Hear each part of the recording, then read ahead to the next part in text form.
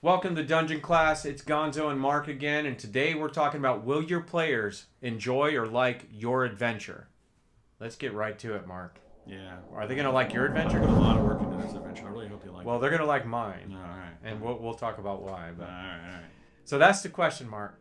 The question is, are your players going to enjoy your adventure? As a dungeon master, you put so much energy into creating something that you are enjoying creating and that you think they'll like. Right.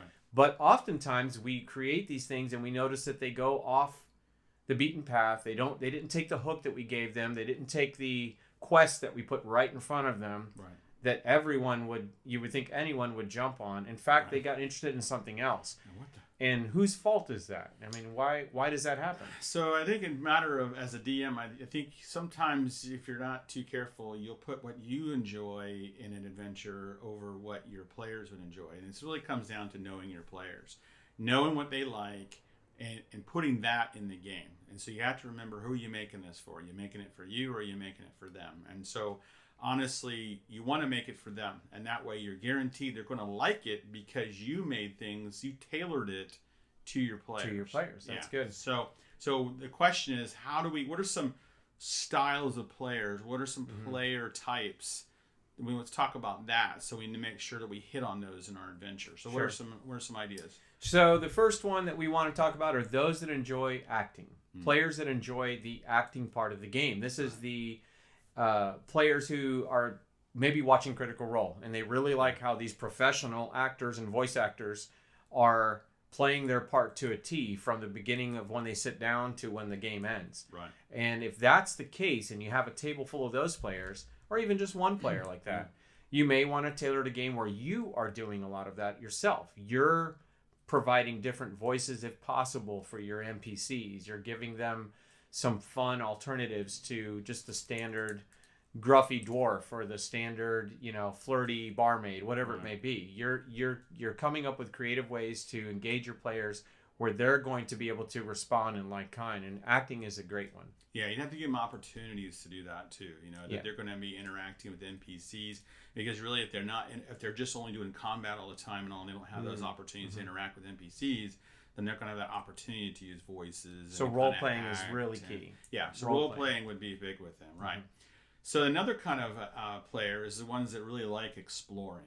So they like to explore the wonders of the fantasy world. So in order to do that, you want to kind of plant some I want to say Easter eggs. That's a term like we'll use a lot of times, but little things, little nuggets of information that they can find. It could be a secret that you gave a monster that they unveil after they like I remember in one of our adventures, the idea that they had owlbears. Remember the owlbear thing? Yeah. They actually had a baby owlbear or whatever. So with just a little bit of exploration, they found out that there was baby owlbears there, and that they had a conundrum on their hands. So they're rewarded for that exploration. So I've actually done that in the game. In fact, I remember when we were playing a game, there was a room that was empty in my mind, and the DM's notes, it's empty. And one of the players continued to investigate the room and went over and over and said, well, I look in the floorboards, I look behind the wall. Finally, I was like, he's rolling for investigation. And I was like, there's no reason there couldn't be something in here. So I quickly came up with something, because the player themselves were really into using their skills and their abilities and trying to find something. I gave them a little trinket or some gold, maybe a small magic item, because they worked really hard at investigating. And it didn't change the game in any way other than it rewarded the player because they were trying to use their exploration part of the game. Right. So, and another kind of player would be the instigator. The one that we really know those. We have a table full of those. Sometimes. Eager to make things happen. They would much rather rush headlong into danger than do anything that's going to be boring.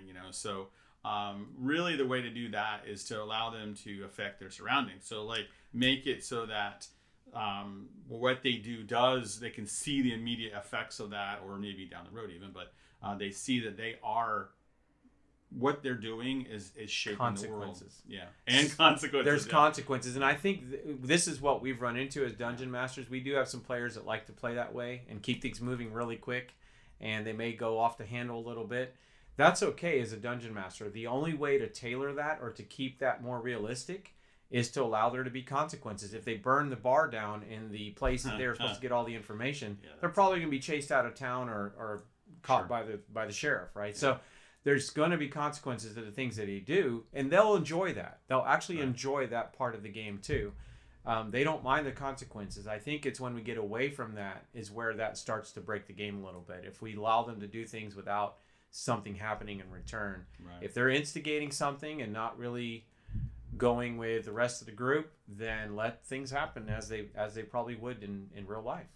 Absolutely. So you're also going to have players that really enjoy the fighting. They like the dice. They like the dice. They like the combat part. Yeah. And so they're looking for reasons to beat the tar out of villains and monsters. And so that's you're going to have to build that into the game. You're going to have some combat kind of things.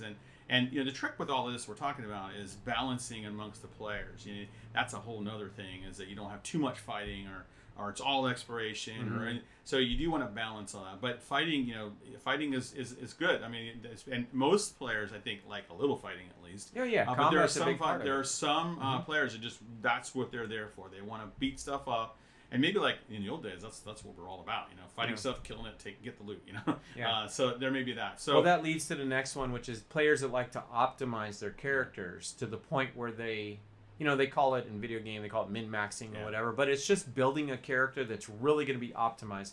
When you find that there's players around your table that enjoy that, they're going to want to progress. They're going to want to see progression as they go. They're going to want to see, when do I get to second level? They're the one always asking, did we level up? Did we level up? And that's okay. As a dungeon master, that's a lot of fun to be able to say, and you guys get to level up. And for those players, that's their reward. Then they get to decide, what am I going to pick? What spells are going to be great for my character? What feats am I going to make that's going to give me extra attacks or more armor or better damage? These kind of players aren't bad for the game in any shape or form. I feel like they help the game to be played the way its rules is written in a lot of ways. And they can show you also, as they get to level up, they can show you where the game starts to break as they optimize this game. So optimizers are important to the game, but I feel like they need to see progression. They need to see things moving forward. Yeah, and you provide them opportunities to kind of shine. So if maybe they got that great spell that they can't wait to use, that fireball spell, and maybe they're give them some opportunities that would be perfect for that fireball spell. That would really, really help them out. They would love that part. And they want to see that progression. You're right. They want to see something them grow. Maybe you have like a magic item that's part of it. It's a part of an adventure hook that really gets them. This happens to be a sword. It'd be perfect for this particular character. They'll be all in, and they'll love that. That's a key point: is tailoring a magic item to those optimizing kind of characters. If they're archers, give them a magic bow. What are they going to do with a mace, right? So help them enjoy the game in those ways. That's a great point, Mark. All right, so another one, you have your people that love problem solving, and while we're talking about problem solving, check out Wally D's book on puzzles. Yeah, Wally DM's Puzzles and Traps. Yeah. Problem solving is a great one. You're right, Mark. Go ahead. Yeah, so people give them opportunities to traps, puzzles, situations where they're going to have to kind of figure things out, using their head, and maybe people like that kind of thing. So make sure that's in the game, tailor it in there, and it's really easy in the form of puzzles and traps. Those are easy to not to say easy, but they're easy to grab and put in there typically, and that'll help for a bit. Maybe allow them situations that that's going to take, I'm thinking like heist kind of situations, where they have to really think things through. They're going to really shine when they have to plan some intricate plan to get to somewhere. They're going to love that, because that's, puzzles and traps are obvious, but sometimes this situation, how they're going to get past it, is going to be a problem solving as well. I think that reminds me of creating NPCs or big bad guys with complex storylines. They're not just a simple, we're trying to take over the world. There's more to it. Maybe there's a reason that they're doing things. Maybe they have a kind of a motive that's not altogether evil, and it just conflicts with what you're doing. That helps problem solvers to really get into the game and figure out ulterior ways, out-of-the-box style thinking on how to go through something. So that's great. And so another type of player is the ones that are into storytelling. And they're the ones that want to help shape the narrative. And that's something near and dear to our heart. We feel strongly that, you're telling a story as a DM, you've created this story, but really letting those players, especially those that love the storytelling part, those players help their background, their what they do in the game to help shape the narrative. Because honestly, we feel like part of D&D is that it's not just, hey, I'm the DM and you do what I do on this train, but together you're putting together a story. And the more you do that, the more exciting it is for everybody. But the storytellers are really going to dig that.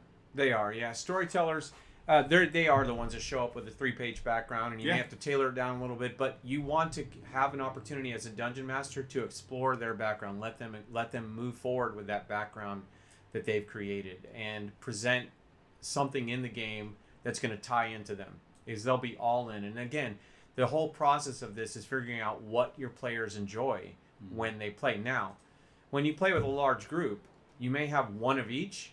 You may have 2 that enjoy this, 3 that enjoy this, and 1 you can't tell. So it's going to take some time, and that's a key point too. Is just remember that as your game progresses, learn what your players like and enjoy, and that may be the biggest bit of advice we could give anyone. Is as you notice what they enjoy, then you as a dungeon master in preparing the game, you will tailor this in that way to provide them those opportunities.